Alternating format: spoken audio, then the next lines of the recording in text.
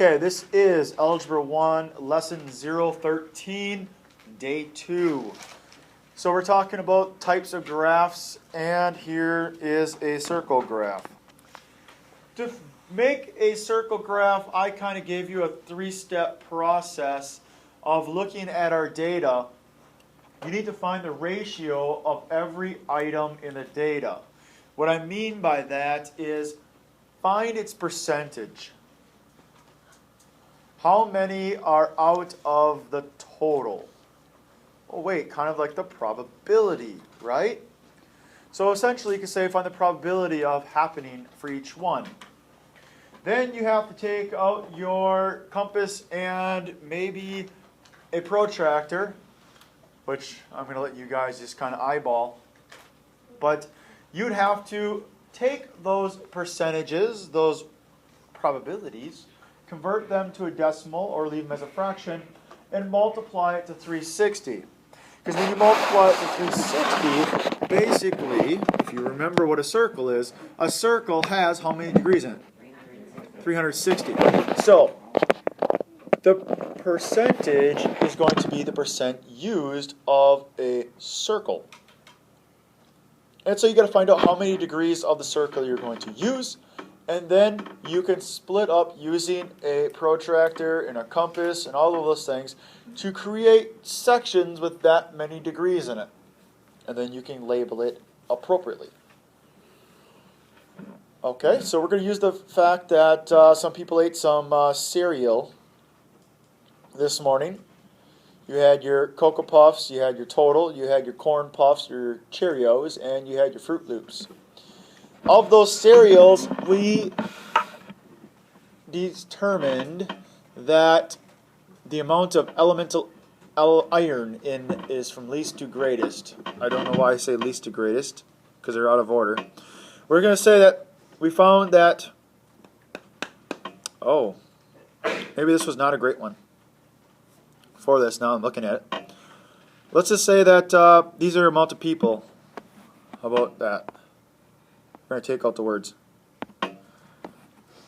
Type of cereal and students 8. So, the number of students, right? Number of students that ate. So this morning, you guys came in and said, hey, we took a little survey and we found out 3 people eat Cocoa Puffs, 5 people eat Total, 1 person ate Corn Pops, and 4 people eat Cheerios, with Fruit Loops being 2 of you. Okay? We changed up the headers there so that way we can make this graph appropriately. So we have 1, 2, 3, 4, 5 different categories. We got to make a circle graph. So I'm going to add them all up. How many are there? How many different people are chose cereal? 5, 9, plus 4, 13 plus 2, 15. So we got 15 total, right? 15 total students that took the survey. So, what percentage of them chose Cocoa Puffs?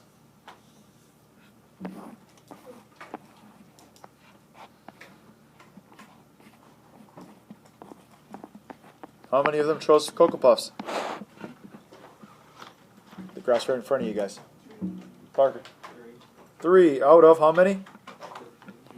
15. Or we could reduce that to say what?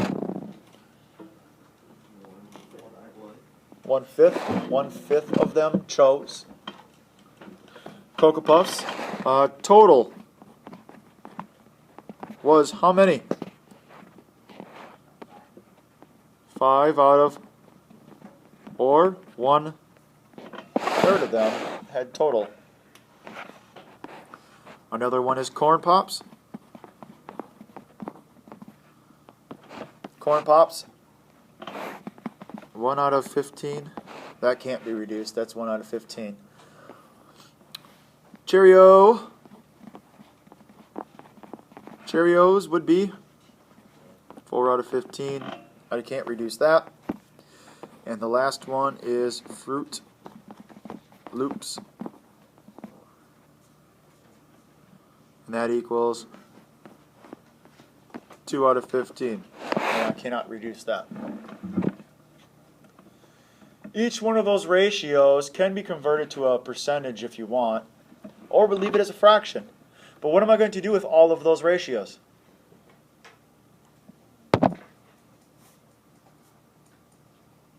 am I going to do? Multiply it to 360. So guess what? I'm just going to go back here and say multiply. 360. Yes, I start here, calculator should be coming out. Multiply by 360. Multiply by 360. 360. And multiply by 360. First one is 72. So 72 degrees, right? Because really that's 360 degrees. Second one is, I heard 120 degrees. Someone else, 360 times 1 over 15, or take 360 divided by 15 equals what? Anyone? 24 degrees. 4/15. 96. And 2/15 equals 48 degrees. Okay. We now have all of these numbers. I would take out a protractor to do this, but all we're going to do is take a circle and try to cut it into those equal places. Got to start someplace. So, the biggest group, let's start with the biggest group. The biggest group is 120 degrees, yes? I'm hoping everybody would understand that 90 degrees would be less than 120. 190 degrees would be straight up, right?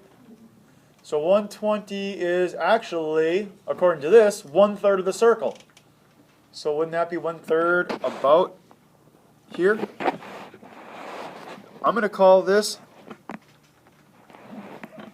what? Total. And that would be 1/3 of the circle. 1/3 of the people, or 120 degrees, is total. How many degrees would be left from here to the straight line right across? How many would you guys think would be left here? What's that? 60.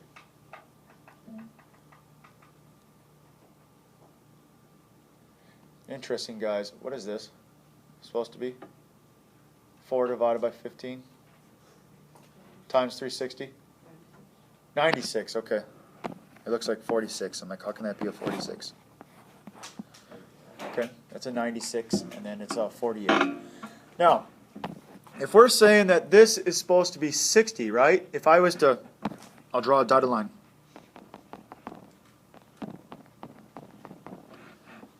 It's bad. It's not registering. Okay. This angle right here would have to be 60, right? Because a 120 plus 60 is 180. Is there any of them that are really close to 60? Well, 72 or 48. They both are actually how far away? 12. If I go with 72, I have to go a little bit past that dotted line, right? If I go with 48, I'd have to back it up just a little bit. Let's just say that we're going to go with 72. So I'm going to take that line and draw it just a little bit further, right? And if that's 72, that'd be Cocoa. Going cuckoo for Cocoa Puffs. And that is 1/5 of the circle, right? Wait, Cheerios. Cheerios is 90, right? Could I just somehow figure that if this was a straight line across here, well, it's a little hard to show that, straight across here, the 90 probably would have to kind of come down like this, right?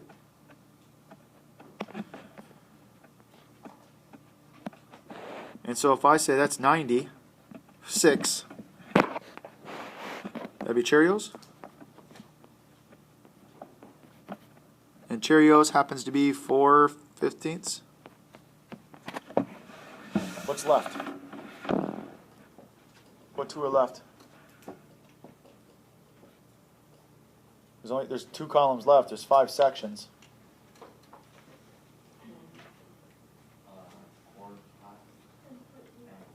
Corn Pops and Fruit Loops. If I really think about that, Fruit Loops is twice as big as Corn Pops, yes? So if I think of this last section left, I can break it into 3 groups, or 3, if I kind of imagine this, 2/3 of it's for one and 1/3 for the other.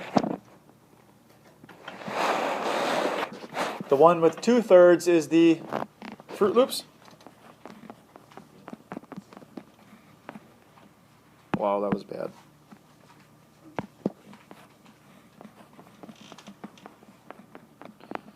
Fruit Loops at 2/15. And the last one, which is the smallest group, is Corn Pops.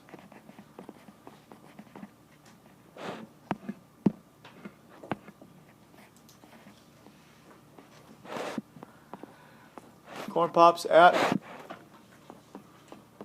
1/15. So if someone walked in the room, can you tell me which one's the largest cereal choice? Can you tell me the smallest cereal choice? That's a circle graph. Now, granted, we did this without a protractor. If we had a protractor, it would look a lot nicer, right? So, that's how you do that. The next thing, the last actual idea or the type of graph we're going to talk about is the box and whisker graphs. Guys, we've already found the 5 important things here. Now we just need to put them all together. Box and whisker plots are when we draw a box and we have whiskers coming off of it. That's why they call it box and whisker. I've actually seen these in the real world. When we were looking at, when we got, as a school or a group, we got together and we talked about the retirement plans. And we talked about the different types of stocks and how stocks go up and down, right? We all know that. That's how you make money. You buy low, sell high, right? Easier said than done. But what they did is they used box and whiskers to kind of show that fluctuation that happens. And so you can kind of get an idea that if you buy a stock and it's down over here, you see a stock's value at the bottom, well, you're like, wait a minute. That means 75% of the time, the value of the stock is above that. I'm going to buy it. Or if you're looking at a stock and the price is over here somewhere, because we're talking about quartiles here, ooh, that means 75% of the time the value is actually lower than what it is right now. It might not be a good time to get in on that stock. So, I got the 8 steps over there, but it really just comes down to putting your stuff in order, finding the median of the group, finding the lower and upper medians of that group, again, walking your way in, find the max and the min. Those are those 5 points we found yesterday, or Friday. You got to plot all the 5 points. And you draw a box around your upper and lower quartiles. So, if I use my little diagram here, this would be your minimum. Over here would be your maximum. You would have your upper median, your lower median, and your median would be in the middle somewhere. And it says draw a box around the upper and lower median, or quartiles, and then draw a vertical line at the median in your box. And then, of course, connect your max and min to the box. So therefore, it's all 5 points, all connected, and it's all there. And like I was saying, this section from the minimum to the lower median is a quarter of the data, or 25%. From the lower median to the or to the median itself is another 25%, and 25%, 25%, which makes up all of your data. Yes? That means that the big box that goes around your lower and upper median represents 50% of the data. 50% of the time it's here. The value or values are there.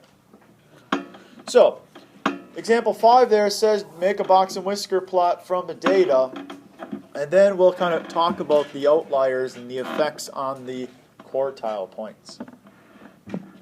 I'll give you guys a couple seconds to put those in order. So everybody by now should have them in order, so now we can start to label and put things where we want them. I'll change colors. What's the minimum? 8. Maximum. And now let's start hunting for the medians of the group. Working my way in. I find the median to be where?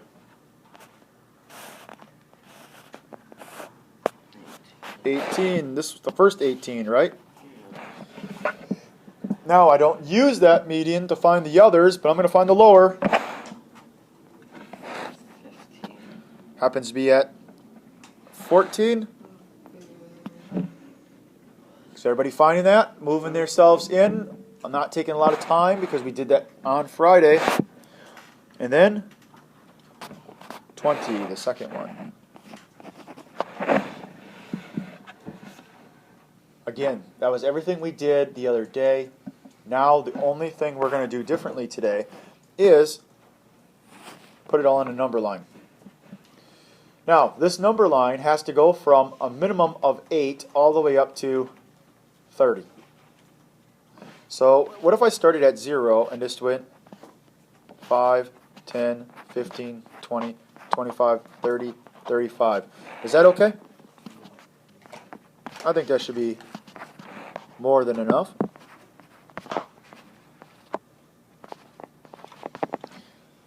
And I am going to change colors again. We'll use this nice green color. And I'm going to start to plot the points. Now, when I start to plot my points, it might be easier to make this kind of floating above. Because when you start putting your numbers and dots and stuff on, it's a little harder to see. But everybody agree that that would be 8. And then I can just put a little 8 on the bottom. Next number would be 14. 14 would be here at 14. Next one after that is 18, which is just over half.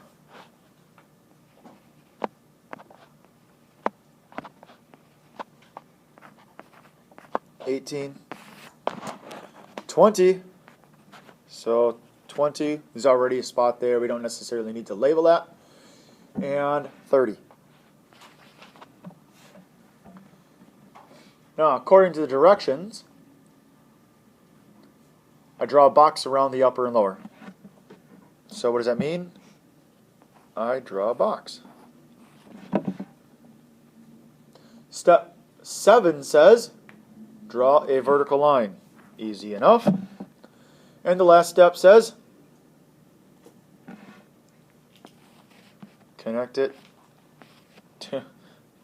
to my max and min. That is your box and whisker. So what does that mean? 50% of the time, the value fell between 14 and 20. Or 25% of the time between 8 and 14. So look, this is stock values, guys. We looked at the stock today. Stock of the contract stock. Today you saw it and it was $10. Is this a good time to buy? Yes. You walk in and it's at $29. And probably not the best time to get into this. What about if it's at 15? Maybe. It's still on the lower half, right? Because think about it, 18 is where it was 50%. It's the middle of your data. Middle of your data, that means the median value is still lower, according to here, 15. So it still has a chance to get over the top. It's interesting, right? Makes you kind of think. Wait, what's an outlier again? What's an outlier? To find outliers, remember we take the interquartile range and multiply by 1.5. 14 to 20, how far is that? 6. So, it's 6 times that by 1.5, you end up with what? Bless you. What is 6 times 1.5? 9? Yes or no? Yeah. Yeah, are there outliers?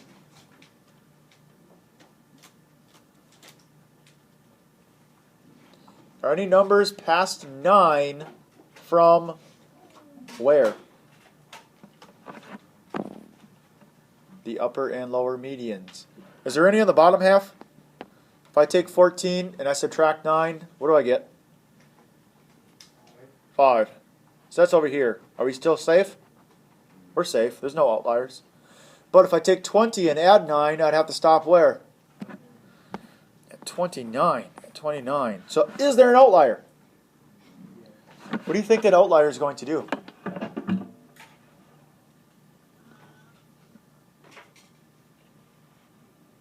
So 30 is the outlier of the group.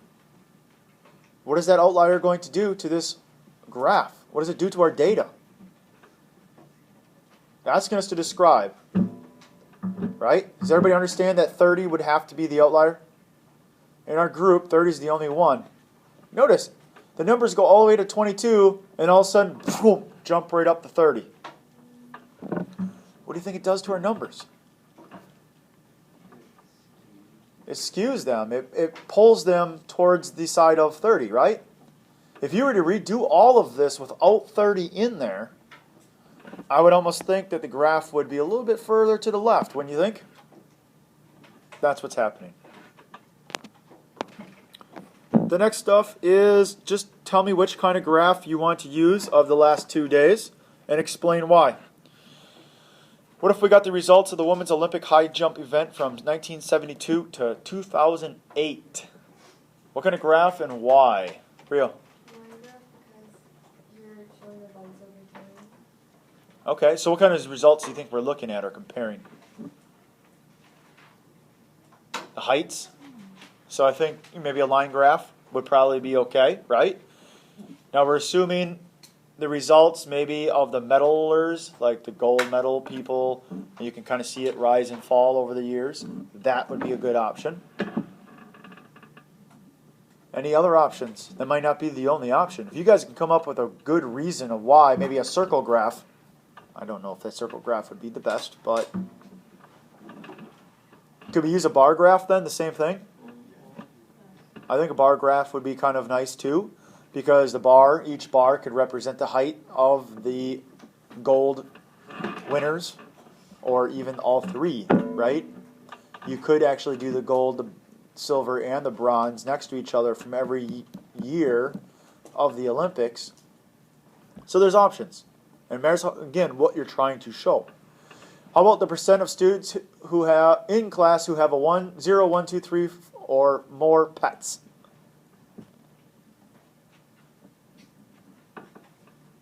What maybe be the best one for that one? Parker. Or not Parker, sorry, Luke. Circle graph. Circle graph, why? Because you can show percents with it. You can show percents with it. And it makes up a whole. It makes a circle.